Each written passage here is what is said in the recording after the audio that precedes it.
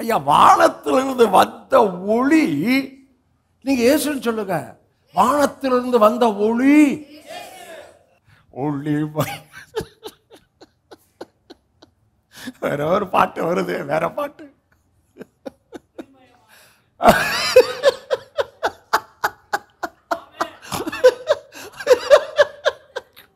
இயேசுவின் ஒளிக்குள் ஒளிமயமான எதிர்காலத்தை என் கண்கள் உங்களை குறித்து பார்க்கிறது. இதுவரை இல்லாத அளவில் நீங்கள் எதிர்பார்த்தது, எதிர்பாராத ஆசீர்வாதங்கள் ஒளியாக இயேசுவுக்குள்ள உங்களுக்கு வருகிறதை நான் பிதா குமாரன் பரிசுத்தாவியின் நாமத்தில் பிரகடனப்படுத்துகிறேன்.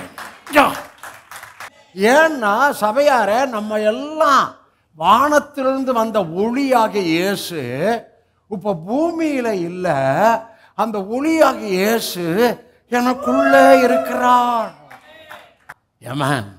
யோவான் ஸ்நானகன் சொன்னான், ஆதியிலே வார்த்தை இருந்தது, அந்த வார்த்தை தேவனோடு இருந்தது, அந்த வார்த்தை தேவனாய் இருந்தது. அந்த வார்த்தை என்னவா இருந்துச்சா? தேவனாய் இருந்தது. அந்த வார்த்தை குறித்து ஒருவன் சாட்சி கொடுக்க சாட்சியாய் வந்தான். அவன் அந்த ஒளி அல்ல. அவன் யோவான் ஸ்நானன் கூட ஒளி அல்லங்க, இயேசுவின் ஒளி அவன்கிட்ட கொஞ்சம் இருந்துச்சு. ஏன்னா இயேசுவின் பாடு மரணம் அடக்கம் உயிர்த்தெழுதல்ல யோவான் ஸ்நானகனுக்கு கனெக்ஷன் இல்லை.